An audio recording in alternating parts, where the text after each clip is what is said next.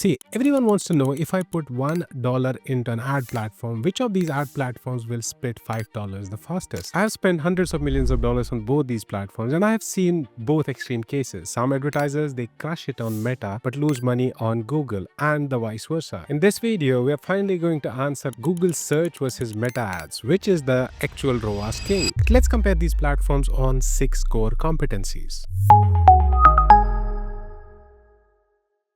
The first one is awareness stage of audience and role of each of these platforms. See, there are a lot of frameworks like Yugin's awareness framework, but overall, if I have to tell you, whenever you are a business, you are marketing, your audience can fall into one of the 5 buckets. One is problem unaware.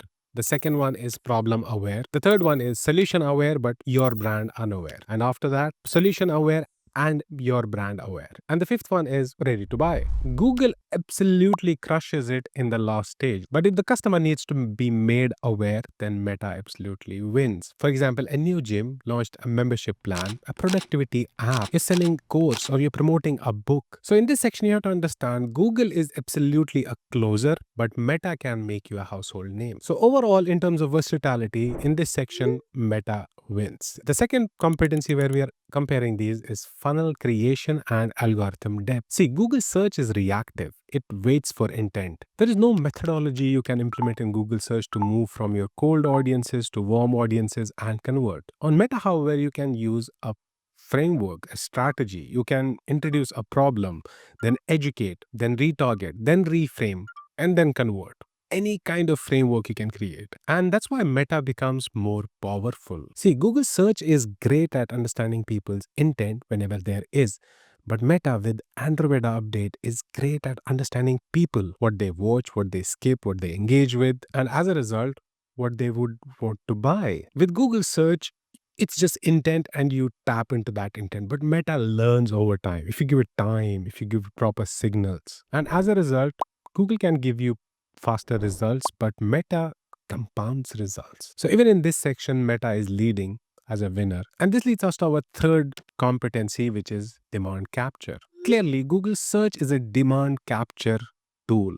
Meta clearly is not. If you're selling nice to have products or services, maybe Meta is a good option. But if there are people who are already searching for your product or your service, then Meta won't even come close to Google search. So basically, if you want to target people who already have their credit card out and are ready to buy, Google is your best friend in those cases. Imagine somebody looking for camping gear, air tickets, a holiday, or plastic surgery. And the other good thing you have to understand is when it comes to high ticket value industries, let's say real estate, high ticket SaaS, B2B enterprise solutions, who don't mind expensive CPCs because one sale can get them ad spend for next 4 months. Google is their best bet. So when it comes to demand capture, Google is absolutely a winner. Meta doesn't even come close because it's easier to capture demand on Google. A lot of advertisers get stuck on just Google ads. Meta demands to understand the science behind building creatives that actually work. And that's why I want to recommend this amazing ebook called 50 Facebook ad examples that show what works and why. And you can get access to this ebook completely free from the link in the description below. And this guide shows you exactly why the best ads work and how to apply them to your business. It showcases 50 exceptional ads that demonstrate today's best practices across almost all industries. Each of these examples includes detailed analysis of design choices, value propositions, and actionable insights on why they work. My favorite part about this ebook is how it breaks down the psychology and the strategy that made each of these ads effective. And once you finish this guide, you are certainly going to have so many creative ideas like I did. So go ahead and download it for free because creative is the most important deciding factor in campaign success. And this guide is created by HubSpot Media, who is also sponsoring this video. So back to our video. But when it comes to demand, there's always a limit. So that leads us to our fourth competency, which is scaling. See, Google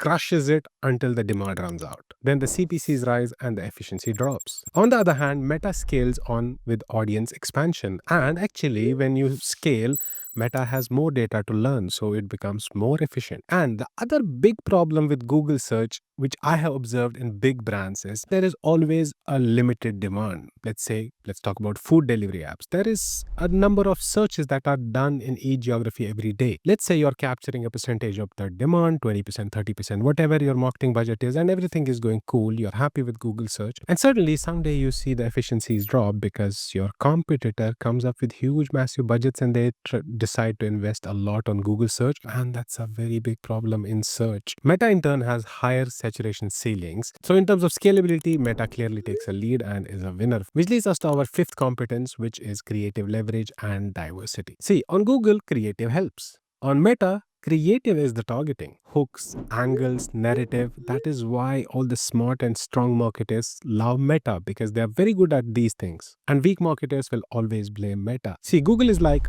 a dating app. You have a headline, you have a little bit of description and your age, and that's all you have to make somebody click. However, Meta is like a Netflix trailer. You have 15 seconds to make somebody feel in a certain way and to make them get curious or want more. So basically, if a product or service needs to be seen, felt, experienced, you need Meta creative canvas. Overall, because majority of the brands need to tell a story to convert someone, so I would say Meta slightly wins here and takes a lead. And this leads us to our final competency, which is platform complexity, or how hard is it to make the platform win. In terms of strategy, Google is easier than Meta. I mean, decent keywords and bidding can still perform good. However, Meta demands more tracking, creative systems, funnels, patience. And if your fundamentals are weak or your strategy is a bit weak, Meta will punish you. Google wins this one. So overall, from this discussion, what we should understand is start with Google. If clear search demand exists, you have urgent need services, there is high intent and ready to buy customers, and you have limited creative resources.